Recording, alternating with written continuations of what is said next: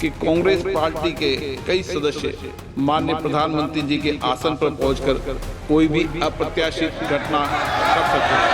अगर ये घटना हो जाती, देश के लोकतांत्रिक परंपराओं को तार-तार कर देता।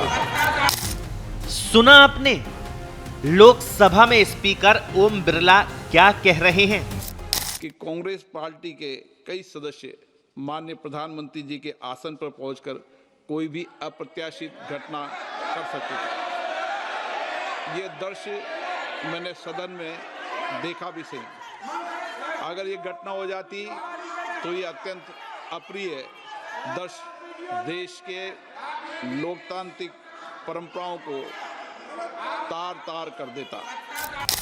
दावा कर रहे हैं कि लोकसभा में बुधवार को पीएम मोदी के साथ कुछ भी हो सकता था, लिहाजा उन्होंने पीएम मोदी से सदन में न आने का आग्रह किया। बिरला के इस चौंकाने वाले दावे के साथ ही देश की सियासत में उबाल आ गया। सवाल उठने लगे कि क्या वाकई में पीएम मोदी के साथ कुछ होने वाला था या फिर ये डैमेज कंट्रोल था। क्या वाकई विपक्ष इस हद तक उतर सकता था।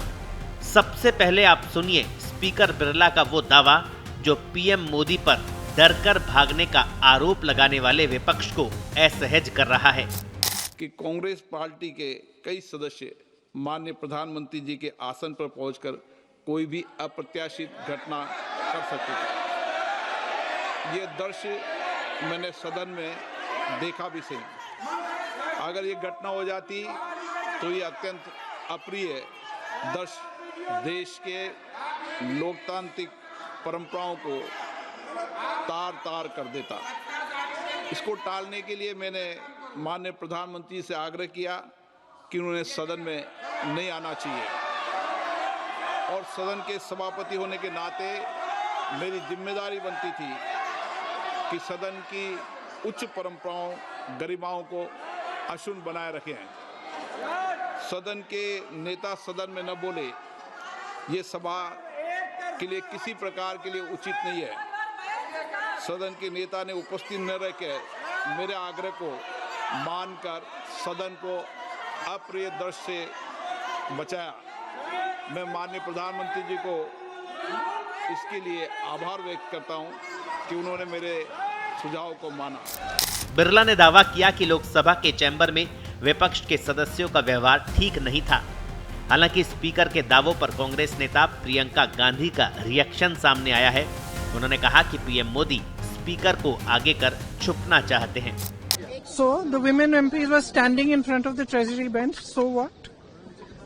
And the Prime Minister, absolute lies. It is an absolute lie. There is no question of anybody raising any hands on the Prime Minister, trying to hurt him or any such thing. There is no question. So it is absolutely wrong of anybody to say that there was any such plan. There was no such plan. But if you're going to allow your members to stand and quote books and talk nonsense, then this side, the opposition benches are going to protest. And I'm sorry, but the Prime Minister is now hiding behind the Speaker. They are making the Speaker say all this. Because yesterday he did not have the guts to come in the House. What? Because 3 women were standing in front of his bench? What nonsense is this? बहरहाल अब सच क्या है ये तो speaker और कांग्रेस नेता ही बता सकते हैं, मगर देश की सबसे बड़ी पंचायत में सत्ता पक्ष और विपक्ष का आचरण जनता के लिहाज से तो बिल्कुल भी ठीक नहीं है। हर बार हंगामे के चलते जनता के पैसों की बर्बादी होती है। लोकसभा में राष्ट्रपति के अभिभाषण पर धन्यवाद प्रस्ताव पारित हो गया है।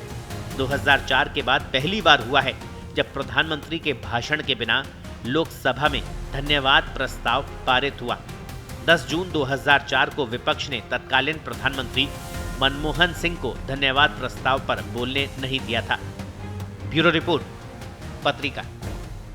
देश दुनिया की ताजा खबरें और वीडियोस के लिए अभी डाउनलोड करें पत्रिका ऐप।